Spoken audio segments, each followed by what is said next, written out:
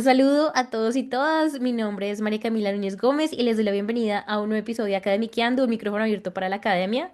Hoy me acompaña Deborah D'Antonio. Ella es doctora en Historia por la Universidad de Buenos Aires, es investigadora principal del Consejo Nacional de Investigaciones Científicas y Técnicas de CONICET. Es además docente, es autora, investigadora, editora y se especializa en estudios de la actividad represiva del Estado en la historia de Argentina y hace un cruce temático también con estudios de género y sexualidades. Débora, buenas tardes, bienvenida y muchísimas gracias por aceptar esta invitación. Muchas gracias por la presentación y por el convite a esta conversación sobre historia, que es lo que nos gusta, ¿no? Así es, Débora. Entonces, como lo veníamos mencionando, ahorita vamos a hablar sobre la colección Nueva Historia de las Mujeres en Argentina, que es una colección que tiene 4 tomos y se publicó en 2023, o bueno, se empezó a publicar en 2023 por Prometeo Editorial. Tú eres una de las directoras, pero también la otra directora es Valeria Silvina Pita, que también es investigadora del CONICET. Quería empezar por, bueno, tal vez puede parecer una pregunta básica, pero si esta es una nueva historia de las mujeres, es porque antes hubo una historia de las mujeres. Cuéntanos un poquito cómo fue el génesis, el origen del proyecto y cómo fue que terminó generándose esta colaboración con Valeria y pues cómo terminó el proyecto. Bien.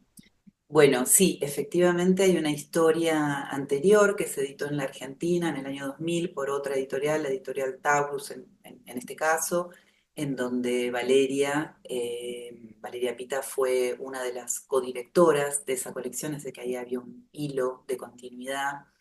Bueno, Valeria es muy amiga mía de toda la vida y ella es una investigadora del siglo XIX centralmente y yo del siglo XX, así que eso nos permitió tener una visión bastante amplia, ¿no? Sobre las posibilidades, digamos, de diálogo con otras colegas en este campo. Entonces empezamos a pergeñar un proyecto que actualizase de alguna manera con las preguntas que son muy otras las que tenemos hoy respecto de las que teníamos en el año 2000, cuando se publica esa historia de las mujeres. Las agendas se fueron modificando, los feminismos fueron teniendo una intervención en la escena pública mucho más profunda, entonces eso generó otros diálogos y otras expansiones. Y también tuvimos durante largo tiempo, hoy estamos en una coyuntura muy recesiva, pero tuvimos durante mucho tiempo acompañamientos bastante amables en las políticas públicas científicas, digamos, que permitieron, bueno, tanto desde reorganizar archivos o fundar centros de documentación, que eso también le dio oportunidades a los historiadores y a los investigadores en ciencias sociales y humanas para tener nuevas evidencias para seguir disputando sentidos, ¿no? sobre el pasado, y también esa intervención fuerte en la ciencia hizo que se incrementaran la cantidad de investigadores y de investigaciones, ¿no? Entonces fueron unos años como bastante de mucho enriquecimiento, de intercambios, no solo en el campo de la historia de las mujeres y de los estudios de género, esto es algo que redundó en distintos aspectos en la ciencia. Yo me enfoco en esto porque es de lo que estamos tratando, ¿no? Pero también hubo recursos específicos, si se quiere, para los estudios de género y también eso existió. Entonces, en ese contexto, es decir, con un nuevo background de investigaciones, investigaciones muy serias que se hicieron a lo largo de muchos años, es decir, con mucho trabajo, ¿no? Incorporado, con este upgrade que se les hizo a los archivos y estas nuevas preguntas, vimos, ¿no? Que era posible armar una nueva agenda de trabajo que pusiera a disposición con otras preguntas, con otras conceptualizaciones y con otra matriz, porque esta es una obra que es bastante original, porque tiene muchos cruces, que en todo caso iremos conversando a lo largo de la entrevista, pero que permitió incluso, digamos, disponer de una mayor cantidad de páginas, porque 4 volúmenes, la primera historia había tenido solo dos, esta tiene 4 volúmenes, lo cual también habla de esa profusión de investigaciones que existieron en estos últimos 20 años, ¿no? Entonces eso nos permitió armar un índice que ya te digo, tenía como distintas partes. Por un lado, las nuevas preguntas de investigación que eran distintas a las del pasado, por lo tanto los índices fueron otros. No significa que no hubiese recuperación de nada de lo que se decía antes, por supuesto que sí, pero claramente, por ejemplo, para darte una pequeña distinción que tiene que ver con algo que además en la región podría, por lo menos en la región de América, de Latinoamérica, esto podría ser así, tal vez en Iberoamérica, que si antes hacíamos una historia mucho más ceñida a problemas vinculados a los nacimientos de los estados, a la construcción de la ciudadanía política, etcétera, hay mucho de la nueva historia que hemos publicado que tiene que ver con problemáticas que impactaron mucho a partir de la segunda mitad del siglo XX, ¿no? Es decir, de lo que podríamos decir desde las segundas guerras, de la Segunda Guerra y el escenario que abre la Segunda Guerra con la nueva era del testigo, el boom de las memorias e incluso las masacres modernas. Entonces eso impactó en estas agendas de trabajo y buena parte de esos dos volúmenes están, no es que están situados en estos problemas investigativos, pero sí en esta temporalidad. Y entonces eso, bueno, revisa la agenda política, la agenda económica, de la cultura, etcétera. ¿No? O sea, hay un montón de... Es un primer corrimiento que es importante. Hago una Bien, pausa por si quieres preguntar algo, porque si no me tranquila. parece... Ah, y Es, otra cosa que te dale. cuento que es interesante es que es un proyecto que surgió en pandemia. Es decir, empezamos a pensar en un momento en donde vimos muy fragilizadas nuestras vidas y nuestras prácticas también como historiadoras, en el contexto de reversión, en donde los archivos se cerraban porque uno ya no los podía visitar, donde las academias, las universidades nos quedábamos sin, en principio sin nuestras aulas, después hubo una reversión a todo lo que fue la virtualización, pero digamos, llevó un tiempo. Entonces también lo pensamos como una estrategia, podríamos decir, sí, de religarnos con otras colegas, con las que ya teníamos construidos vínculos académicos, afectivos, políticos también, eh, porque si vos mirás el índice de la obra es muy federal. Es federal no solo por sus temas y problemas, nosotros llamamos federal a que cruza, ¿no? Digamos, de norte a sur el país, eh, pero por eso digo, no solo por sus problemas temáticos, que sí, pero sino también por la ubicación real de sus investigadoras. Están en universidades nacionales muy diversas, en centros de investigación vinculados al género muy diversos. Es decir, que no es una obra que yo lo leo como una ventaja, que podríamos decir metropolitana o tan solo metropolitana, tan solo concebida desde nuestros propios lugares de trabajo, que muchas veces, viste, se irradia una mirada desde las metrópolis como que se nacionaliza, ¿no? Es decir, es Buenos Aires quien informa todo lo que, bueno, digamos, todo lo que podría ser lo nacional y lo nacional es bastante complejo, es un mosaico muy complejo de advertir sus especificidades. Y bueno, esta obra intentó hacerlo. Gracias. Toda esa introducción me parece perfecto, específicamente también esta última parte, porque es una de las cosas que también se critica mucho, no solamente en Argentina, sino en todos los países. En Colombia, que se concentra mucho en la capital, o en España, que se concentra mucho en, bueno, en ciertas zonas. Entonces me parece muy interesante y también, pues, todo esto me ayuda a responder la pregunta que te dice que claro, uno piensa, pues si ya hay una historia, porque se necesita una nueva historia. Y no es simplemente porque hayan pasado más cosas, porque efectivamente han pasado muchas más cosas, sino porque me parece muy interesante esto que nos cuentas de que hay nuevas, un nuevo índice, unas nuevas preguntas, unas nuevas conceptualizaciones. Bien interesante. Para entrar ya más en el tema, quiero contarles a las personas que nos ven y que nos escuchan, pues esta obra tiene 4 tomos y reúne a más de 60 especialistas a manera muy grande. El tomo uno tiene 12 capítulos y va desde el siglo XIX a las primeras décadas del siglo XX. El tomo 2 tiene como fechas de análisis 1865 a 1959. El tercer tomo tiene su centro de gravedad más o menos en la década de 1950 a la de 1970. Y el tomo 4 va de 1980 a 2020, más o menos desde la última dictadura militar hasta las luchas recientes por la legalización de la interrupción voluntaria del embarazo. Como bien lo mencionamos, antes es un periodo muy largo, hay pues de nuevo 60 colaboraciones, muchísimos temas, muchísimos lugares de origen de estas investigaciones, pero quiero preguntarte, ¿cuál es el punto o cuál es el hilo que hila todas estas narraciones? ¿Se hizo una convocatoria por tomo o hubo una convocatoria general para para la nueva historia de las mujeres en Argentina?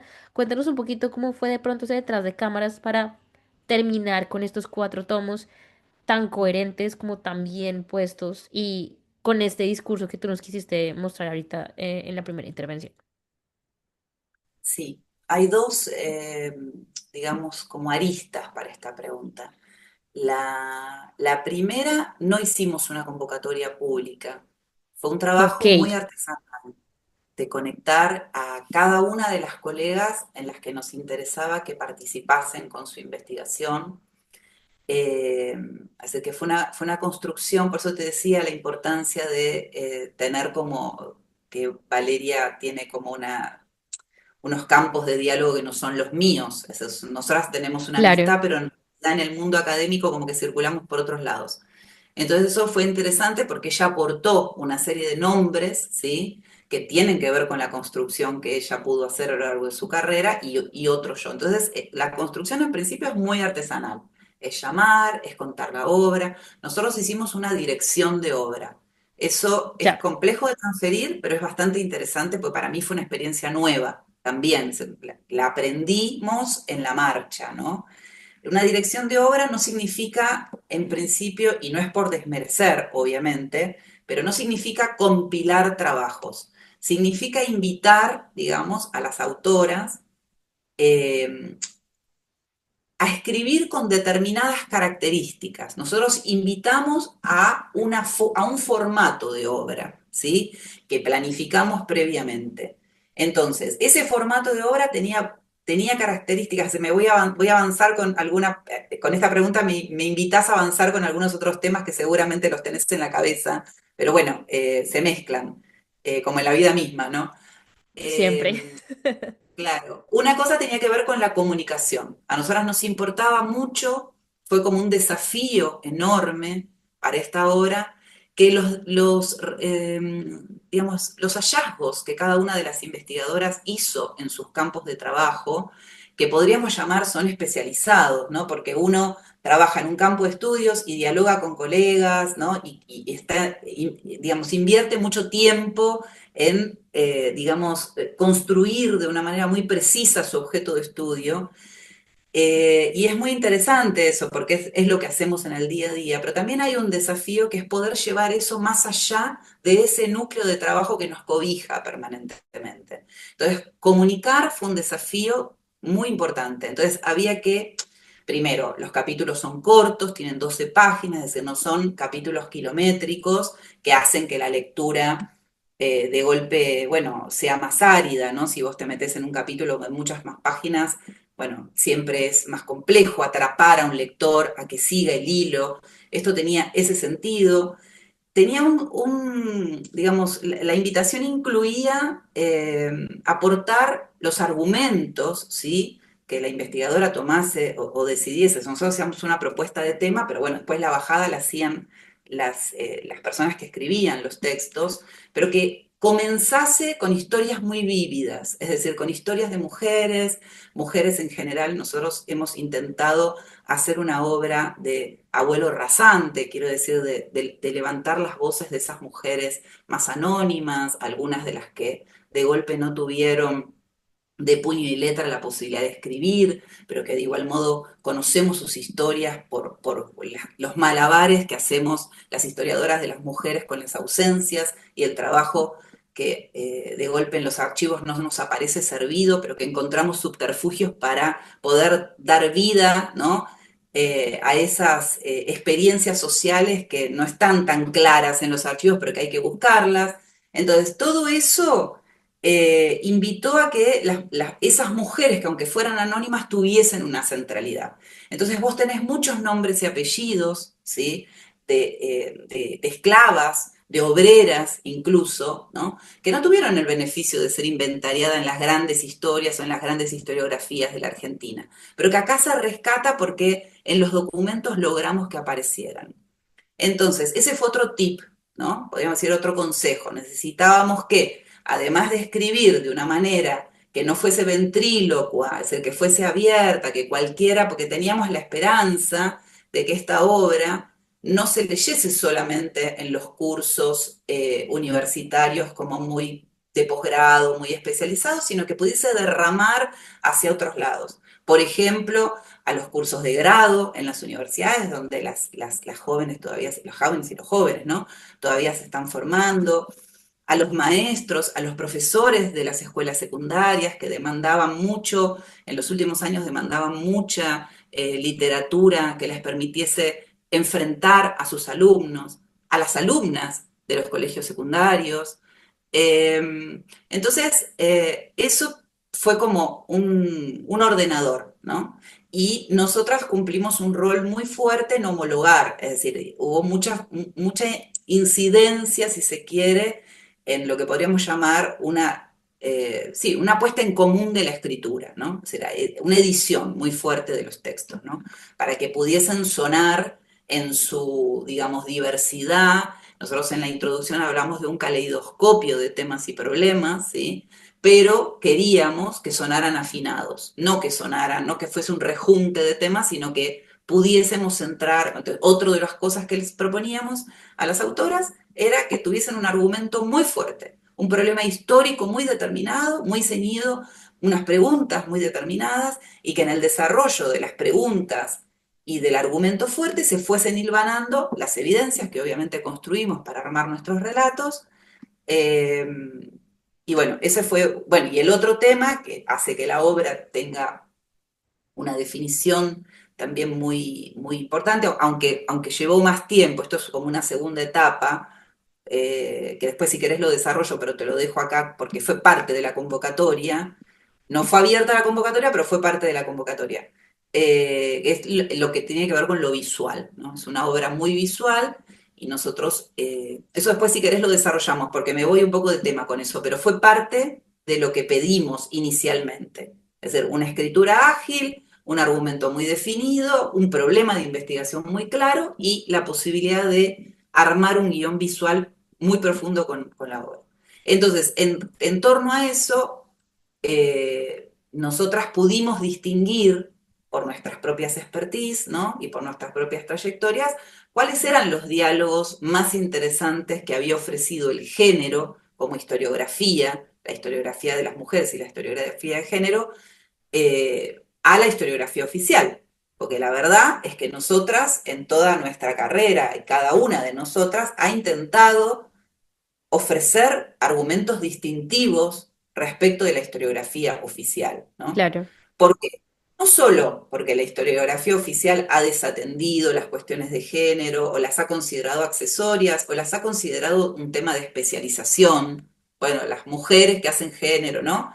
Nosotras lo que intentamos con esta obra es justamente ir un poquito más allá, es decir, no, primero la gran problemática de la visibilización o invisibilización en esta obra ya está resuelta. Acá no se discute si hubo mujeres en el pasado, ya sabemos que hubo mujeres, lo teníamos claro desde un comienzo, entonces no invitamos a visibilizar, invitamos a decirle, las autoras se incluyeron en la obra con la pregunta fuerte de, con este problema, ¿qué traen de nuevo las mujeres para que nosotros revisemos el pasado histórico? Hagamos que el pasado esté vivo, esté abierto, ¿no?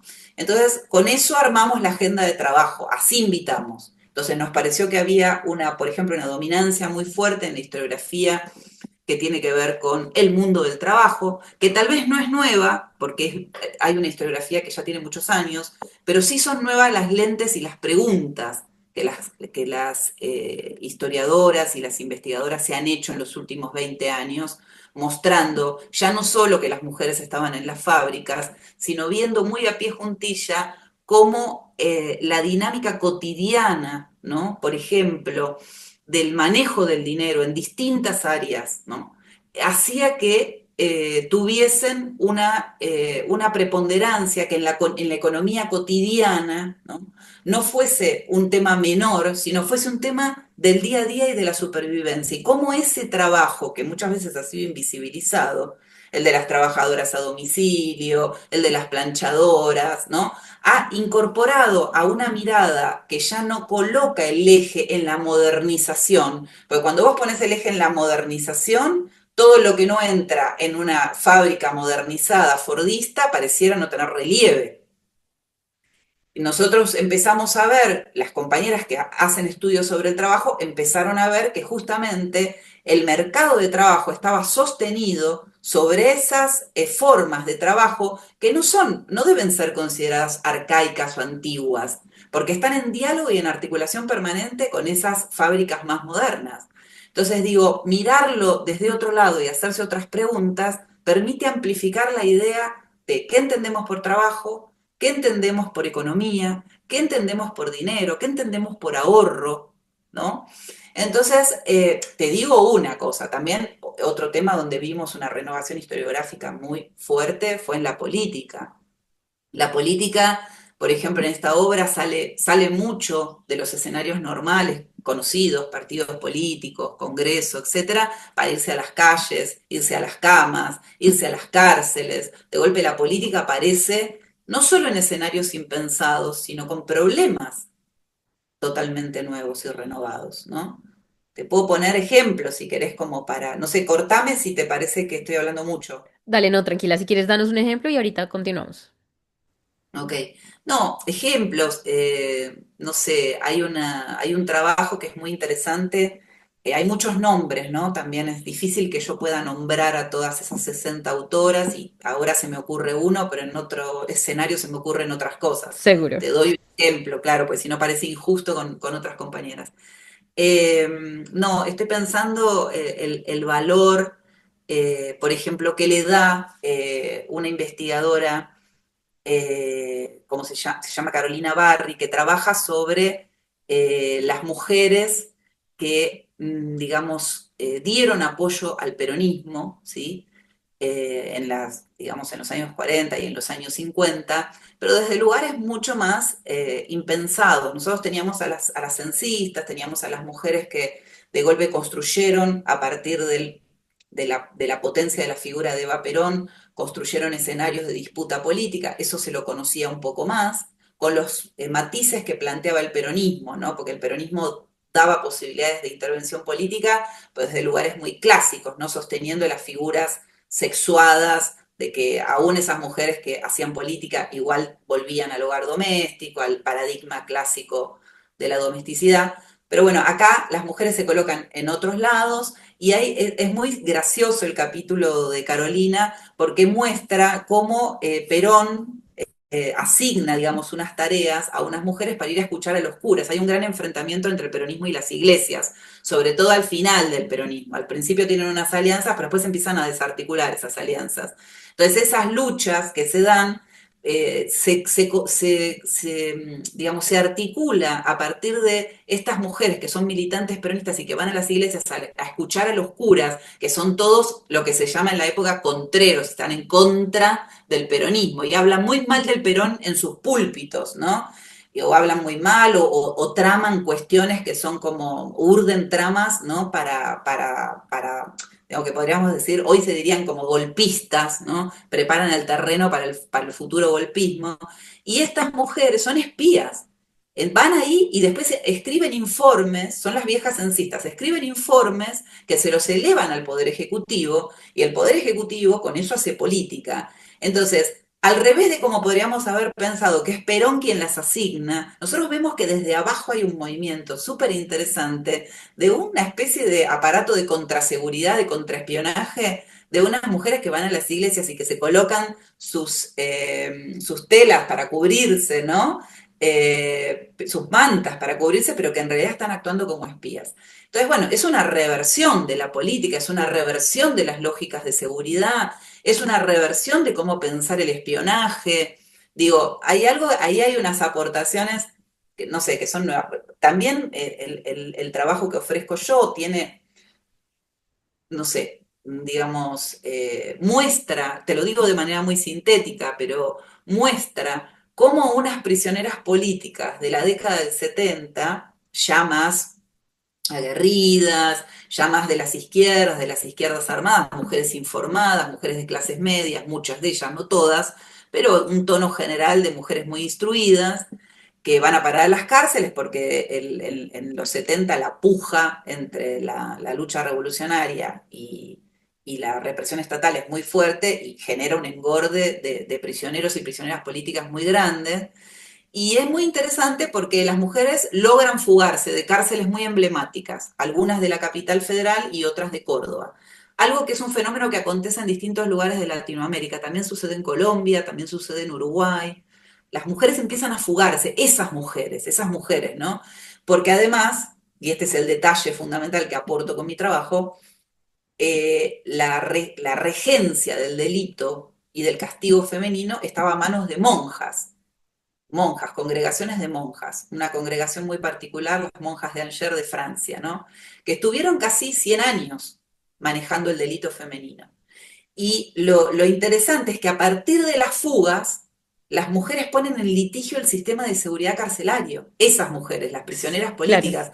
Entonces el Estado, por primera vez, empieza a mirar el delito femenino y decide tomarlo en sus manos, le quita la posesión a las monjas, es decir, no es un cambio para bien, porque no es un cambio para bien, es un cambio para mal, pero es un cambio provocado por la agencia femenina. Y es muy interesante porque, bueno, si no tenés lentes de género para mirar esto, no lo ves, te lo perdés, se desgrana en los documentos, ¿no? Bueno, y tenemos en la obra ejemplos maravillosos de distintos temas y problemas. Es decir, si me voy al siglo XIX, puedo ver cómo las esclavas, mujeres que siguen siendo esclavas cuando había un discurso después de la revolución de la independencia de que ya estaban todas emancipadas. Algunas investigadoras como Magdalena Candiotti, por ejemplo, muestran que ese discurso es mucho más un discurso que lo que sucede en la realidad, que a la gente todavía le falta mucho para lograr la emancipación y ella muestra de alguna forma cómo se van tejiendo esas esclavas alianzas con algunos otros esclavos libertos o con algunos patrones para conseguir su propia libertad.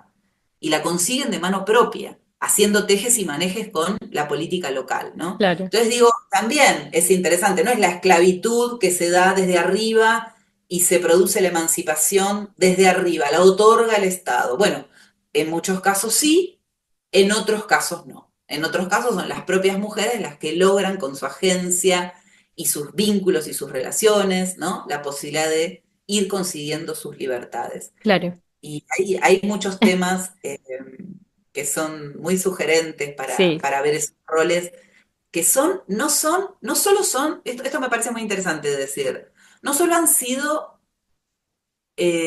secundarizados en las historias más clásicas, ¿no? Porque de golpe a veces aparecen, no es que están siempre, por ejemplo, la figura de la Rabona, ¿no? Que es una mujer que trabaja en las guerras, como también como articuladora, ¿no? En los ejércitos, es un poco una espía de las guerras de la independencia. Una mujer muy clave para esto, que hace de correveidile de la información, que está entre los oficiales y la tropa, es un personaje muy importante para América Latina, no solo para la Argentina. Y a veces en las historias escritas de manera más clásica aparece la figura de la Rabona, no es que no existe, pero no tiene la potencia que tiene si uno coloca y las pone en el nudo neurálgico, ¿no? De las guerras.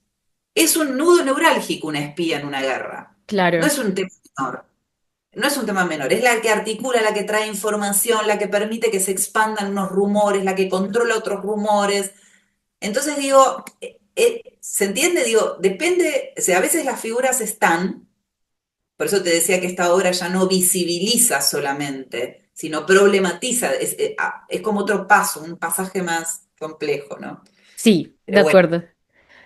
Bueno, me quedo definitivamente con sí, eso. sí tocas varios de los temas que yo tenía Ay, anotados, perdón. pero no, no, tranquila, está perfecto, así podemos discutir más cosas.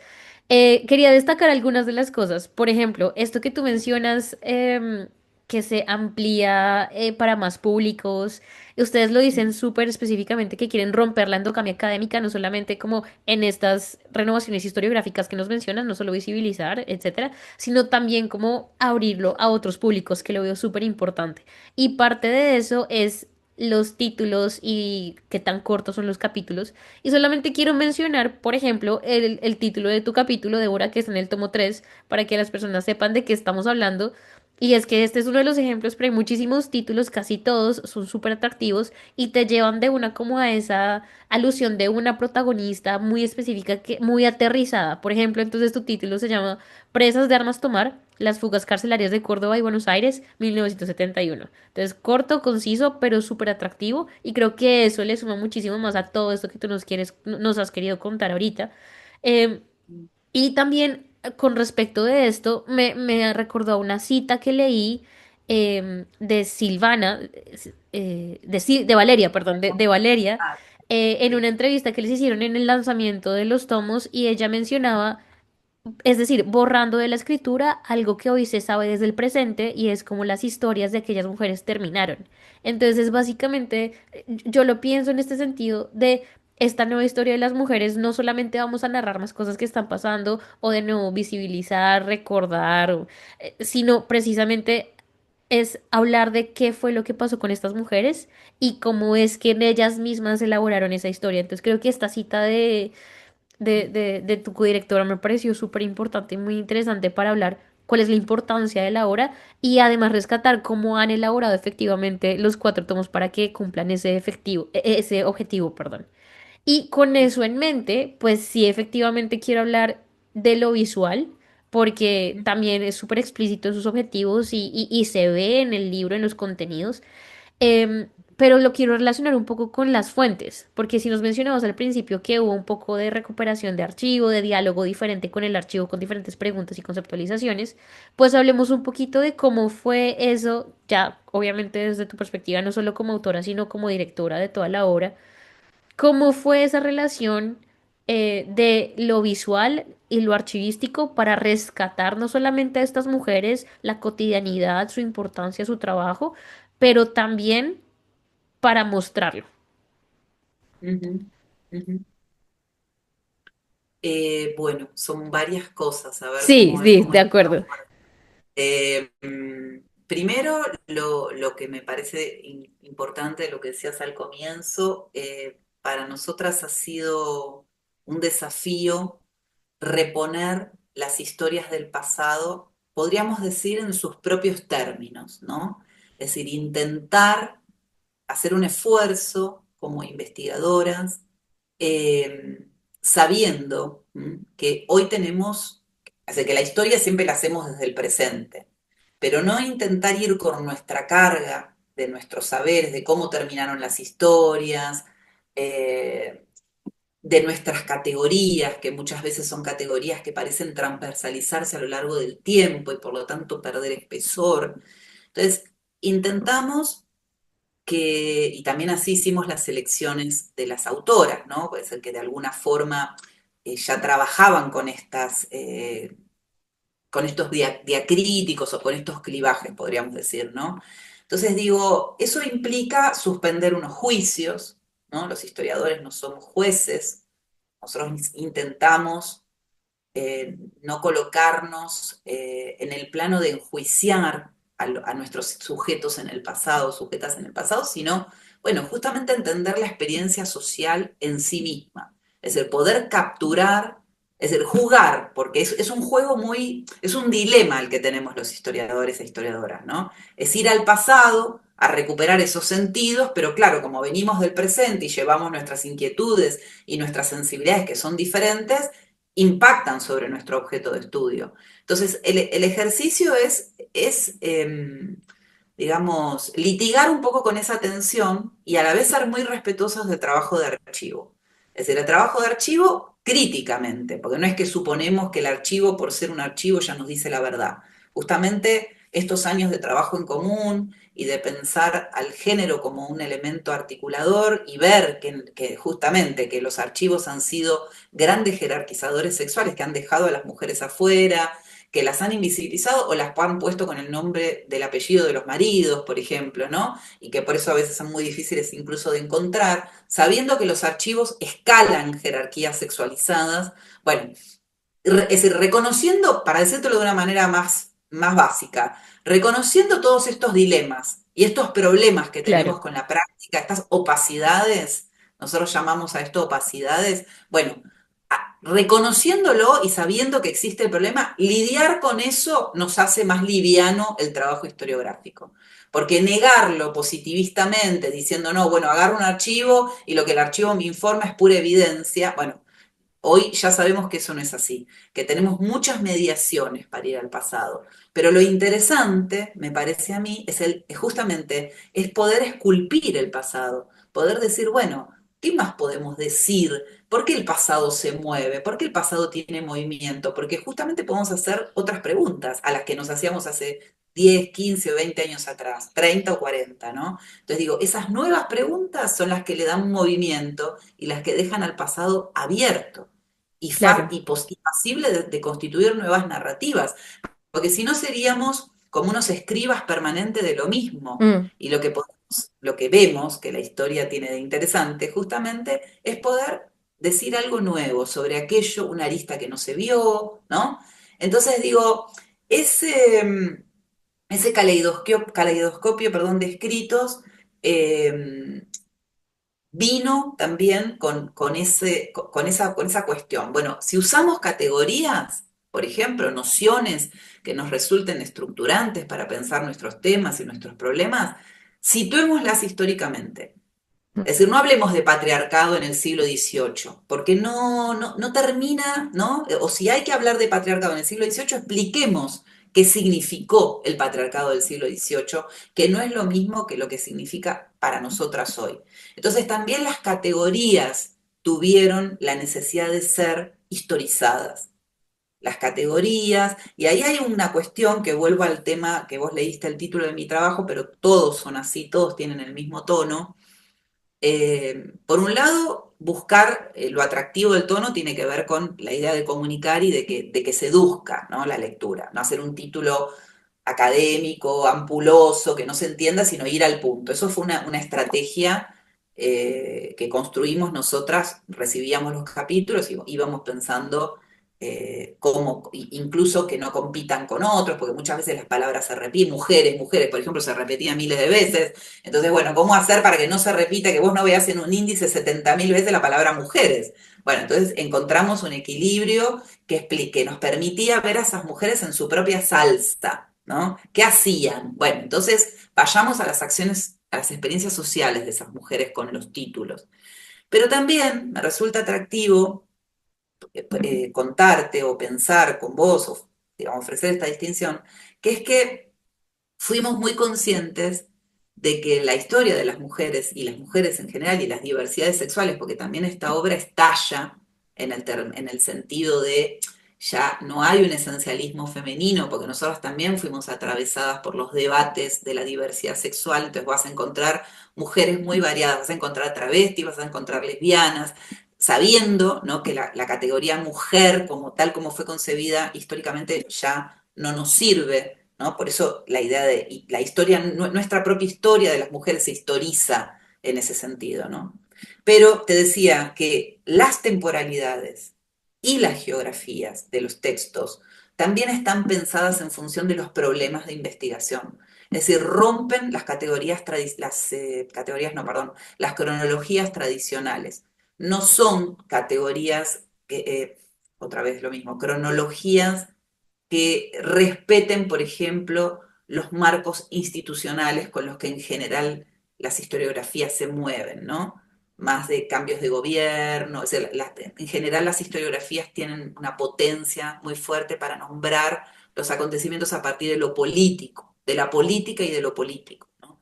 Bueno, acá no, acá vos vas a encontrar capítulos que son de un año, que son de 2 años, que son de 10 años, que son de un mes, que son de un acontecimiento. Se sucede de todo. ¿Por qué? Porque nosotras lo que pedíamos es que los problemas de investigación estén en diálogo crítico con las cronologías. Es decir, que esas cronologías hablasen de la conflictiva relación que las mujeres y las diversidades sexuales tienen a la hora de integrarse a los relatos históricos. Entonces, no es solamente por lo atractivo de hacer al título, ¿sí? Sino que tiene un revés historiográfico que tiene una potencia, podríamos decir, para mí, para nosotras, ¿no? Era un tema fundamental pensar las cronologías y las geografías también, porque muchas veces desbordan, es decir, cuando los límites, ¿no? Cuando hablamos de las guerras, por ejemplo, las guerras no suceden en un territorio definido, ni siquiera estaban definidos los territorios, además, en las guerras que esta obra trae a cuento, que son las guerras de la independencia. Pero eso también articula un problema, ¿no? Pensar el territorio siempre mucho más desbordado, en movimiento, en función de cómo la gente, por ejemplo, los migrantes. Hay un trabajo muy interesante en el capítulo, en el tomo 4, que es sobre las migraciones de mujeres que vienen de Venezuela a la Argentina, de Bolivia a la Argentina. Entonces digo, la territorialidad construye una identidad y no tiene mucho que ver con la argentinidad, tiene que ver con otras cosas, tiene que ver con los afectos, con la maternidad. Obviamente que la incidencia de lo nacional y la nostalgia de haber dejado el país, pero muchas son mujeres que ya son de la Argentina y que están acá y que tramitan sus nostalgias y sus pesares trabajando, ¿no? E insertándose en un territorio que, ya te digo, tiene como muchos costados que no es solo lo geográfico, ¿no? Ese es un ejemplo bastante bueno, pero hay otros también. Hay otros, no solo las guerras, no solo las migrantes, Claro. digo, hay otras posibilidades para pensar incluso los terrenos en el sentido más, podríamos decir, más analítico, ¿no? El trabajo de Silvana Palermo, que es una investigadora que trabaja en las huelgas ferroviarias de principios del siglo XX en la Argentina, muestra cómo se desestabiliza permanentemente lo público y lo privado, esa división ficcional que se ha pensado, ¿no? Entre el ámbito de lo público y el ámbito de lo privado, y ella muestra cómo las mujeres en el ámbito de lo privado tenían una incidencia muy fuerte a la hora de pensar con sus compañeros, sus hijos, sus padres, sus maridos, las huelgas, incidían en el repertorio y en las acciones concretas de las huelgas, hablando en los hogares. Tal vez no estaban en el riel, estaban en los hogares, pero se rompían, ¿no? Esos límites que a veces los vemos y son más ilusorios que reales, ¿no? Por eso digo que las categorías analíticas, nada, hay que tener cuidado con eso para historizarlas, para ver, bueno, son modos, como podríamos decir, provocadores de pensar la historia, ¿no? De pensar la historia, de armar nuevos relatos historiográficos y bueno, son, eh, ¿cómo decirlo? Es una historia que también es provisoria. Ahí está, eso es lo que quería decir, ¿no? Nuestra historia también es provisoria, porque si no, no seríamos coherentes con lo que decimos. Sabemos que van a venir nuevas generaciones de investigadoras y que van a enriquecer o que van a torcer el destino de los problemas que nosotros planteamos. Y no solo porque las agendas vayan cambiando, porque eso sucede por lo que vos misma decías, ¿no? Por los impactos de la opinión pública, bueno, por los hechos, sino porque, bueno, también uno ve, yo misma de mis trabajos veo hoy de cosas que no veía y que me encanta, porque digo, ah, mira, escribí esto, está bueno lo que escribí, pero ahora le veo que podría decir esto, esto, esto y esto, y que, ¿no? Entonces digo, bueno, es esa cosa de lo inesperado que nos planteó la pandemia, esa cosa de lo incierto que nos planteó la pandemia, nos llevó a revisar mucho los modos de hacer historia. Bueno, no sé si te contesté, me parece que me quedó algo del archivo que me decías, ¿no? ¿O Sí, tenés bueno, una conversación súper interesante. Solamente le añado que la manera en la que yo veo también todo esto es que precisamente todo eso que nos cuentas ayuda a llamar y a construir más públicos. Y creo que eso también es algo de lo que quiero rescatar de la obra y del trabajo que tú has querido resaltar. Sí, quería hablar un poquito de los archivos, precisamente hablándolo con esto que tú nos mencionabas también al principio de lo visual de la obra y de la importancia que también en la convocatoria, en esta construcción de la obra fue, queremos que también sea algo visual. No sé si nos quieres contar algo sobre eso. Sí, sí, porque los archivos ahí tengo un agradecimiento, siempre que puedo lo digo, porque la verdad que ha sido muy importante para esta obra los acervos públicos que nos han ofrecido una enorme cantidad de material y que eso tiene que ver con el trabajo de otros colegas, pero que vienen Claro, haciendo muy bien y refinando cada vez más la posibilidad de que los investigadores tengamos acceso, ¿no?, a eso. Así que estamos muy agradecidas porque obviamente esta obra de en 4 tomos, con la calidad de la edición que tiene, etcétera, fue una obra costosa, ¿no? Y no es menor esto porque las imágenes que nosotras, la editorial nos dijo, busquen imágenes, obvio, las acompañamos con el guión visual, pero tratemos de no pagar por ellas, porque si no se nos va a encarecer muchísimo esta obra. Nos pareció obviamente absolutamente coherente, entonces salimos a buscar imágenes a los acervos públicos. Y eso fue un trabajo muy lindo. Por un lado, nos llevó muchísimo tiempo, porque todo esto que te estoy diciendo fueron muchos años de trabajo todos los días, día a claro. día, Valeria del otro lado de la pantalla. No es que se fueron muchos años de trabajar todos los días, todas las mañanas le dedicábamos a esta obra, cuando venían los artículos. Pensá que los artículos, los capítulos, tuvieron además lecturas externas porque en el ámbito científico, es decir, es otra tensión, otro dilema, ¿no? Nosotras queríamos, claro, que la obra pudiese ser comunicada en numerosos lugares, ¿no? Y que se vivificara con esas lecturas, pero a la vez la mayoría de las autoras forma parte del sistema científico que tiene la Argentina, es decir, del CONICET, que es el organismo que financia las investigaciones en los distintos ámbitos de la ciencia. Y para el CONICET, como para muchos, digamos, sistemas científicos del mundo, los libros no son del todo, no tienen del todo el mismo valor que un artículo en una revista top.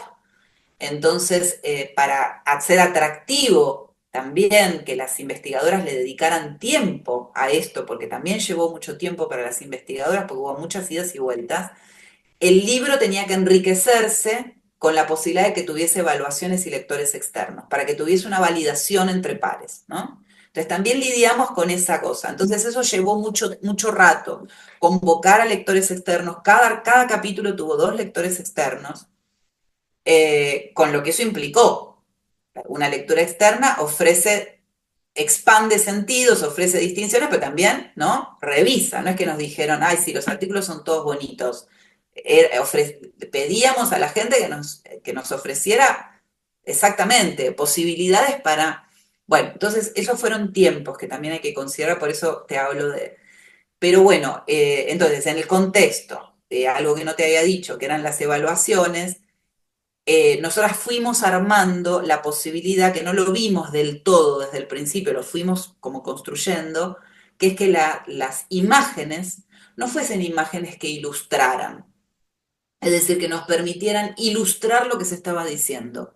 Nos dimos cuenta de que eso nos parecía corto, que no nos terminaba de cerrar la idea de la ilustración, ¿no? Entonces pensamos en la posibilidad de un guión visual. Y eso es mucho más complejo, porque eso implica que las imágenes ya no son imágenes así nomás, podríamos decir, ¿no? Sino no solo son imágenes de calidad en términos visuales, es decir, en términos de píxeles, podríamos decir, ¿no? Sino que son imágenes que provocan cosas, que ofrecen maneras de comprender el pasado, que acortan los anacronismos entre lo que nosotros entendemos hoy por una cosa y cómo era en otro momento de la historia, ¿no? Entonces, al armar el guión visual, lidiamos otra vez con la idea de tener imágenes de calidad, de acervos públicos, porque teníamos ese incentivo por parte de la editorial, y por otro lado, que contasen algo distinto a lo que decían los textos, que fuesen un poquito más allá, ¿no? Entonces, esa fue un poco la idea. Y fíjate que las imágenes no son solo fotografías, hay una potencia muy fuerte porque, bueno, la fotografía siempre permite muchas cosas, digamos, ¿no? Pero no son solo fotografías, sino vos tenés imágenes que pueden ser de tapas de textos, de tapas de discos, de tapas de libros, perdón, no de textos, de tapas de discos, de objetos. hay poesías, hay tangos, hay canciones folclóricas que forman parte también de cómo se hicieron las búsquedas, ¿no? Eh, Porque las imágenes fueron acompañadas por textos que le dan una potencia, y eso sí fue una parte de nuestra dirección de obra, que fue acompañar cada imagen con un texto que podía incorporar una poesía, una canción, una música de rock, del folclore nacional, lo que sea, o una poeta feminista, o una intervención de un periódico de las izquierdas, del anarquismo, del comunismo. Es decir, la panoplia de posibilidades acompañó cada una de las preguntas de los artículos, ¿no? Entonces, cada texto tiene una lupa sobre los temas y problemas que se podrían incluso desarrollar. Podríamos decir, me animo a decir, que el guión visual acompaña, pero también abre nuevas preguntas. ¿Mm? Es decir, Claro, acompaña el texto, pero también abre nuevas preguntas, porque como no resuelve, como no es ilustrativo, también propone otras maneras, ¿no? De traerle a ese público al que nosotras añorábamos comunicar otras cosas. Y una cosa que nos dimos un gusto nosotras, ¿no?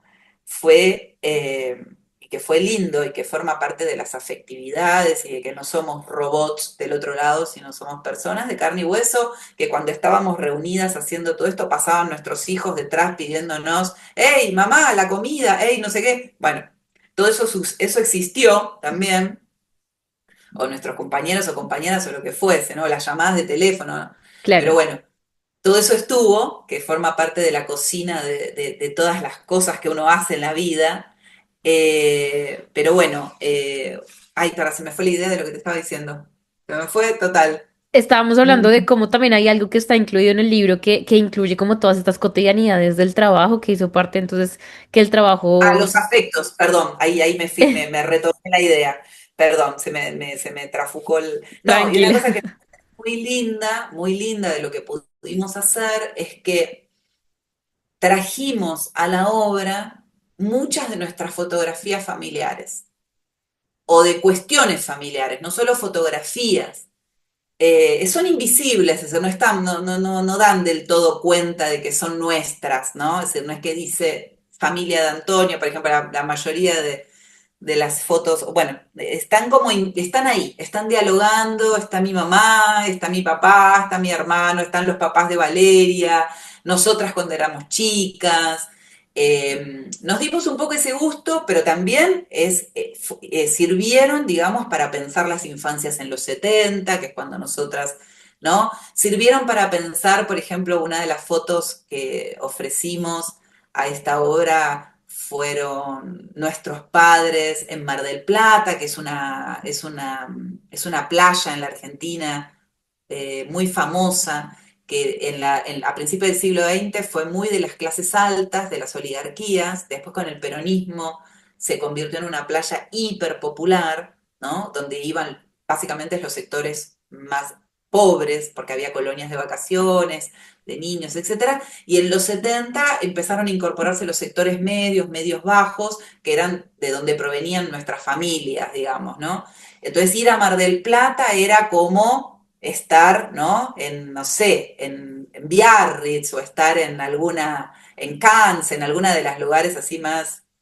Y es interesante porque tiene que ver con uno de los problemas de investigación que trabajan, una de las investigadoras que trabaja algo muy lindo, que no lo dije acá porque, ya te digo, hay tantos trabajos, pero que ahora me vino a la cabeza, que es Débora Garazzi, que ella trabaja, se llama el lado B de las vacaciones, ¿no? Entonces, la Mar del Plata está sostenida en ese público que consume, que va a la playa, que va a comer a los restaurantes, que va a los teatros en la década del 70, que es el boom de los teatros de revistas.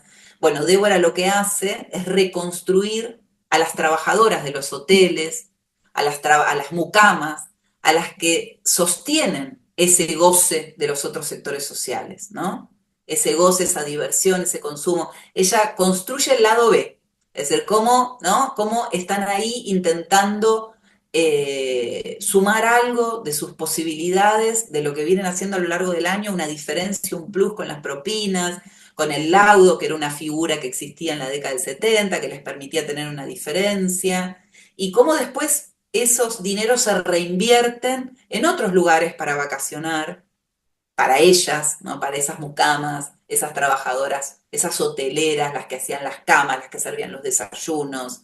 Bueno, entonces por eso te digo, nos dimos el gusto en oportunidades de utilizar algunas de nuestras fotografías para ayudar a los capítulos de las autoras y ofrecerles cositas, distinciones, etcétera. No, pues muchísimas gracias por todo esto que me cuentas, porque de verdad creo que no solamente le suma a esta conversación tan interesante que estamos teniendo, sino precisamente a la obra y al trabajo que tuvo la obra, sino que también entonces el alcance que puede llegar a tener.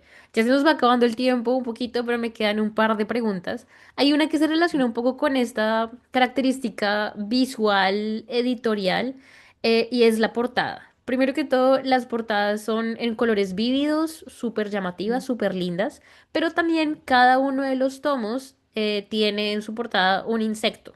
Entonces el tomo uno tiene moscas, el tomo 2 tiene abejas, el tomo 3 tiene arañas y el tomo 4 tiene hormigas. Quería preguntarte que nos cuentes, porfa, cuál es la idea detrás de esto. eh, sí, cuál es la idea que querían comunicar y bueno, también decirles que es un trabajo excelente en términos editoriales, que bueno, también es un trabajo en conjunto con la editorial Prometeo. Sí, gracias, sí, es así. Hubo mucho trabajo detrás. Las tapas tuvieron mucho tiempo de procesar cómo iban a ser, hubo muchas pruebas.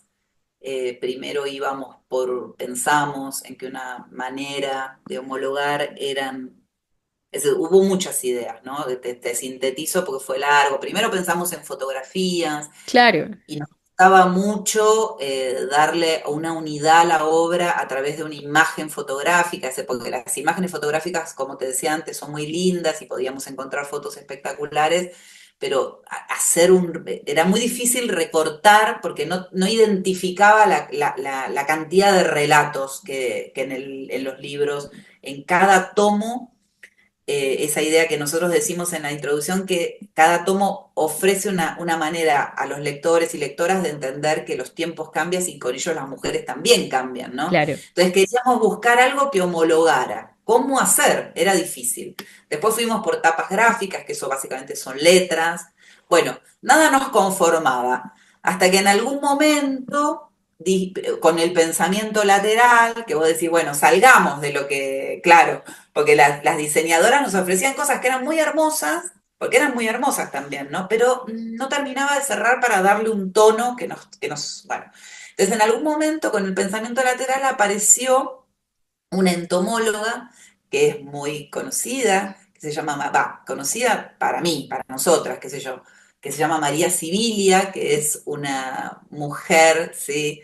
Que hizo investigación en Centroamérica, en Surinam, en distintos lugares, fue a observar insectos, después los describió, hizo dibujos de esos insectos, y es como una precursora en su oficio, ¿no? Para nosotras se nos convirtió un poco en una referencia, podríamos decir, cuasi feminista, ¿no?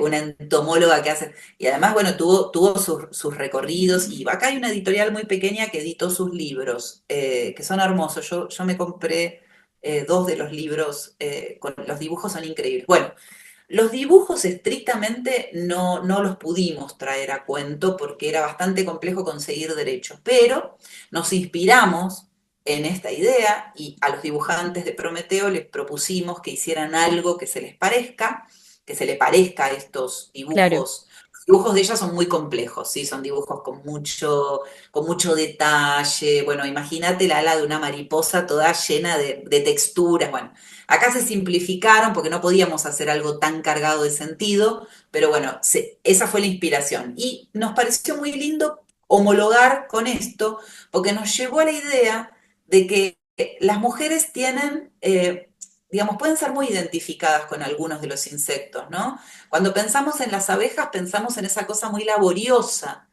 que tenemos, ¿no? Que siempre estamos detrás, que hay algo, ¿no? De ese hilván que cose todos los lugarcitos.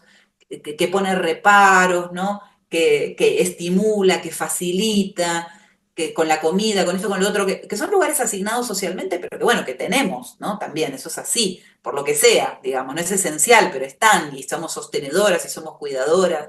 Entonces nos pareció que, por ejemplo, la figura de las abejas simbólicamente nos llevaba a esa escena. También nos gustó la idea de poner las arañas, ¿no? Como las malas, la idea de las malas, que en general, bueno, también hay una discusión en los feminismos sobre las malas, que son, ¿no? De muchos rubros las malas, pero es interesante porque rompe el esencialismo femenino, ¿no? Las mujeres no son per se buenas, somos buenas, somos malas, somos de distintas clases sociales, con distintas ideologías, con colores raciales, con colores de piel y racialidades diferentes. Entonces digo, las malas tendrían que tener una incorporación y nos pareció que la araña tiene esa cosa de ser vista un poco como mala, pero a la vez la araña es tejedora de alianzas, ¿no? Es tejedora, es la gran tejedora. Y con cada bicho se nos ocurrió una metáfora, podríamos decir. Las hormigas también, esa cosa de la colaboración, de la potencia, ¿no? Y de hecho es el último capítulo, es el capítulo, ¿no? Bueno, la mosca también es molesta. Lo pusimos a la mosca como la cosa que no, que está ahí, ¿viste? Esa cosa que dice Sara Ahmed, que las feministas siempre arruinan la fiesta, vienen con sus preguntitas a las escenas familiares y arruinan todo. Bueno, como la mosca en la sopa.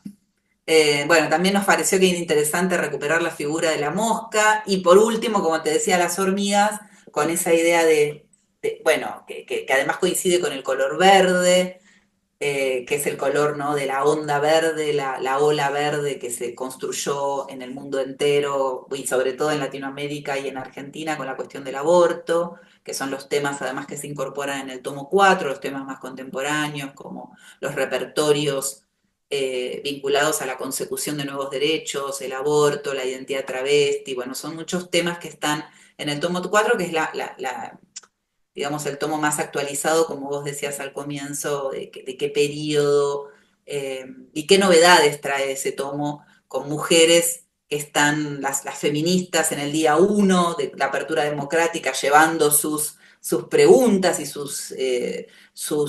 no sé, sus inquietudes respecto de los derechos, del divorcio, de cómo participar en política, las amas de casa mordiéndole a la dictadura, la última dictadura militar, peleándole cuerpo a cuerpo, amas de casa organizadas que peleaban cuerpo a cuerpo contra la suba del IVA, que es un impuesto. Bueno, es decir, ese tomo 4 lo vimos como un tomo muy abigarrado con un montón de problemas y nos llevó a la figura de las hormigas. Entonces nos encantó, porque dijimos, bueno, tenemos algo que nos permite ser simbólicas, es decir, ser sensibles, que no sea literal, que haya que ponerle un poquito de... No es literal, no es autoevidente, ¿no? Hicimos ¿cómo se dice?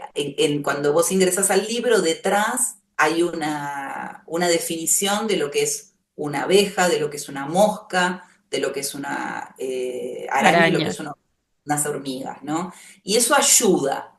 Son definiciones de diccionario clásicas, ¿no? Pero eso ayuda a mostrar lo que nosotros queríamos. Bueno, y después se eligieron los colores, que se intentaron bueno, que tuviesen un parentesco lo más posible con los colores que identifican el feminismo, ¿no? El violeta, el verde, bueno, no sé, ahí hubo algunas cosas que hubo que transaccionar, porque no todo podía ser exactamente como nosotros queríamos, pero bueno, por ejemplo, el amarillo, a mí me gusta mucho el amarillo y dialoga muy bien con el resto de los tomos, pero no tiene unas implicancias muy directas con nuestro feminismo. Yo hubiese preferido poner un naranja, pero bueno, no se logró bien en la paleta de colores y quedó ese.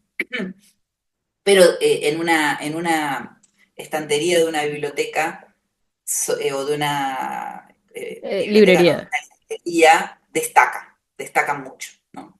Claro. Los tornan atractivos. Pues mira, eso me encanta porque, claro, cuando uno ve las portadas, como te mencionaba, uff, qué colores tan lindos y luego uno se queda viendo, eso es una araña, eso. Entonces creo que eso también, como también otro de los objetivos, lo que hemos venido mencionando es generar más conversaciones, generar preguntas que creo que lo logran increíble. Bien, hablando de todo esto, y ya lo mencionaste un poquito al principio, y es que quieren que llegue a muchos públicos, a docentes, a estudiantes, a un público general. Quería preguntarte o si se han establecido diálogos de pronto, o qué tipo de diálogos esperarías que se construyeran de pronto con otras historias de mujeres en otros países o en América Latina. ¿Cómo ves ese espacio, ese diálogo, y si se ha generado o qué clase de colaboraciones has visto? Ujú. Sí, hermoso veo ese diálogo Sí, porque si bien la historia que acá se narra es efectivamente una historia de los problemas que atravesaron a la Argentina y a la construcción de su identidad como país. Hay muchas cuestiones que podríamos decir que se transversalizan en la región y otras que se transnacionalizan entre continentes. Entonces, y además, eso por un lado, o sea, hay como temas y problemas que uno podría decir que serían factibles de replicar como preguntas en otros países. No sé, por ejemplo, todo lo que tiene que ver con la eh, incidencia del aborto es algo sí, completamente claro. de la región y del mundo y de todo lo que sucedió en los últimos 10 o 15 años, ¿no? Incluso en Estados Unidos, en Europa, quiero decir, no es solamente propio del sur de América, ¿no? Entonces hay problemas y temas que además forman parte de diálogos académicos previos que cada una de nosotras tiene. No es que es una cacofonía argentina, casi todas hemos construido vínculos y relaciones. Yo te contaba cuando vos te presentaste que yo, por ejemplo, en mi caso, pero digo, todas tenemos estos vínculos desarrollados previamente. Yo tengo una relación con la gente de la Universidad de Alicante, eso implicó llevar la obra, mi relación es previa, pero eso me invitaron a dar una conferencia, no sé qué, y yo fui, llevé la obra está en esa biblioteca en este momento. También la editorial Prometeo tiene una distribución en Europa a través de un distribuidor en España. Eso implicó la posibilidad de que la obra esté en algunas librerías de habla hispana. Entonces digo, hay diálogos académicos que nos permiten... no, y lo otro que te quería decir, perdón, por un lado los diálogos académicos, por otro lado la posibilidad de la distribución en términos materiales, porque la editorial tiene con qué. Y por último, que me parece que es sugerente, es que además de los temas y problemas que se tratan, hay algo del orden de lo metodológico en la obra, ¿no? Es decir, esto que yo te decía de, bueno, presentar un problema de investigación, desarrollar los argumentos, poner en evidencia, poner las evidencias sobre la mesa e ir articulando en función de los argumentos y desarrollar a fondo la hipótesis de trabajo con sus resultados y sus hallazgos interpretativos. Todo ese circuito es algo que puede ser, no sé si replicado, pero digamos, encontrar algún tipo de modulación en otras historiografías. Que eso pueda suceder, no sé, en Chile, en Uruguay, en Perú, en España. Yo fui a Perú el año pasado también a un evento que me invitaron a dar una conferencia y bueno, nada, se quedaron bastante impresionados con esta obra, está ahora está en la librería de la Católica, entonces digo, y eso generó intercambios, lo mismo le pasó a Valeria fue a Brasil a llevar la obra, ya es otra lengua, pero bueno, tiene que ver con sus diálogos previos construidos historiográficos de la historia social, con la que ella tiene hace muchos años una relación con grupos de la Universidad de Río de Janeiro, entonces la obra también está allí. Es decir, nuestros diálogos académicos previos, que no son solo federales, sino que también son regionales y algunos de ellos internacionales, nos han permitido, pero eso desde nuestro lado. Y desde el otro lado, a mí me parece que es una historiografía que si bien es situada, es como si yo me pusiese a leer una historiografía colombiana o una historiografía española. Hay cosas que no voy a entender, pero por ejemplo, la historia de las mujeres de España que armó Isabel Morán con sus tomos, que yo la tengo en casa porque algunas colegas argentinas participaron en esa colección, a mí me resultó súper útil para pensar temas y problemas propios, quiero decir, aunque no esté tocando lo mismo, ¿no? Entonces digo, bueno, yo aspiraría, si se quiere, a que, no sé, a que esta obra pueda ser leída en otros lados, que no sea la Argentina. Así que eso está bueno. Eso esperamos y Como, ojalá esta entrevista, esta conversación en Academiqueando ayude a que llegue a otros lugares. Eso esperamos, es nuestro objetivo. mm, Débora, muchísimas gracias. Felicitaciones por la obra. De verdad que al conocerla me emocionó mucho y las felicito y espero poder conocerla a fondo. Quería hacerte una pregunta que usualmente le hago a las personas en estas entrevistas, tal vez saliéndonos un poquito del tema, si te sientes sí. cómoda, y es que les pido que me cuenten qué libro recomendarían. No sé si es un libro que estás leyendo en este momento o un libro que te inspira o un libro que te ha generado preguntas, un libro que tú dirías, yo creo que este libro vale la pena que la gente se lo lea. ¿Cuál sería esa recomendación? ¿Un libro clásico de historia, decís vos, o una ficción? Lo que yo quiera. Escoge lo que quieras. Uy, la libertad es un problema a De veces, ¿eh? acuerdo, de acuerdo. Tan grande la... Bueno, hay un libro de una historiadora que nosotros tomamos para seguir con la línea de la obra, porque es muy difícil de elegir uno, ¿no? Si me dijeses 10 de golpe podría, pero bueno, para elegir uno me tengo que concentrar mucho. Entonces se me viene a la cabeza que nosotros tomamos como referencia muy importante, tanto a nivel de lo histórico, de lo humano, lo teórico, podríamos decir también algo de su marco de investigación, que es la obra de Natalie Simon Davis, de la cual, de paso pasó el chivo, ¿no? Pero bueno, se dice chivo acá, que es como el avisito, ¿no? Dale. Eh, que nosotras, junto con Valeria y Cristiana Schettini, hicimos un estudio preliminar de un libro que tradujo la editorial Prometeo, que es un libro histórico de Natalie Simon Davis que no había sido traducido al español, que se llama Ficción en los archivos. Es un libro muy hermoso porque, bueno, propone un trabajo muy complejo sobre, digamos, los trabajadores rurales de la Francia del siglo XVII, es decir, es una muy alejado de mis temas de investigación, ¿no? Incluso también alejado de los temas de investigación de Valeria, que es más, trabaja con un pasado más antiguo, pero claro, ella nos ha digamos, ofrecido muchas pistas, ¿no? Para hacer historia, para convertirnos en investigadoras, qué sé yo, tanto desde pensar el lugar situado de las mujeres, la experiencia de las mujeres en el pasado, esa cosa que yo te decía del vuelo rasante, de no juzgar, de no poner el final de la película, ¿no?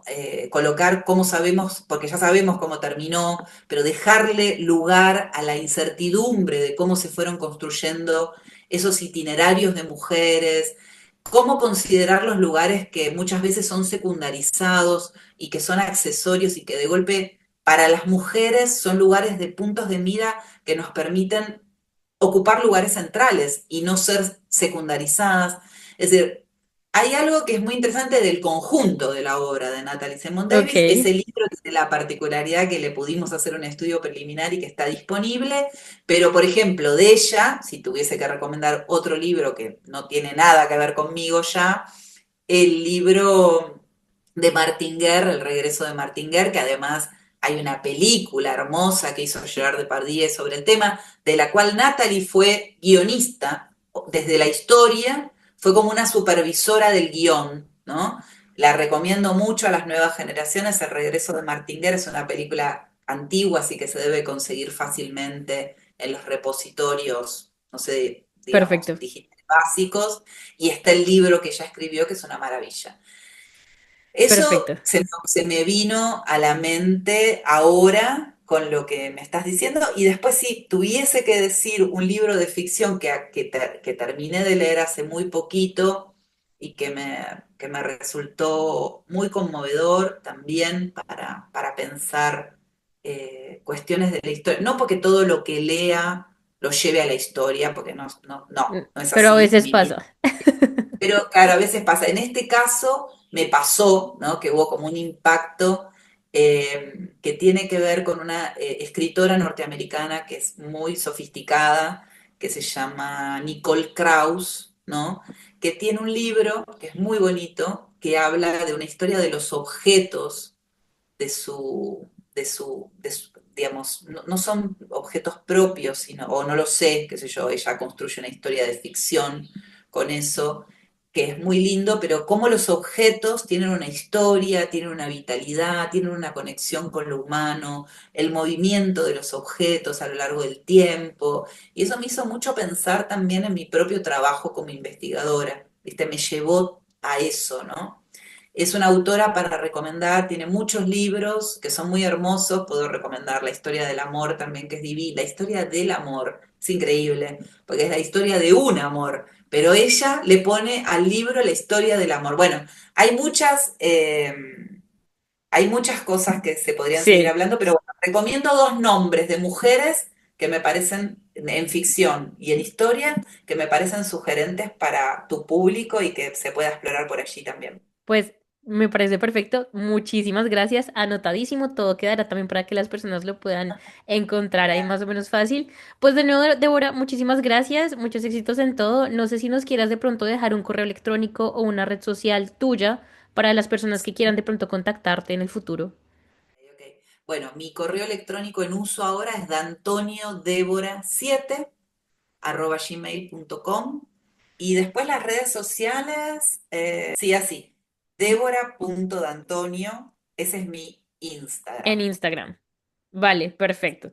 Pues entonces, de nuevo, Débora, gracias y muchísimas gracias a todas las personas que se conectaron con nosotros, que nos escucharon, que nos vieron. Estuvimos hablando de la colección Nueva Historia de las Mujeres en Argentina. Y recuerden también dejarnos todas sus preguntas, sus comentarios, sus recomendaciones. Suscríbanse al canal de YouTube, síguenos en todas nuestras redes sociales como @academiqueando. Les dejo un saludo muy especial. Nos vemos en otro episodio y muchísimas gracias, Débora.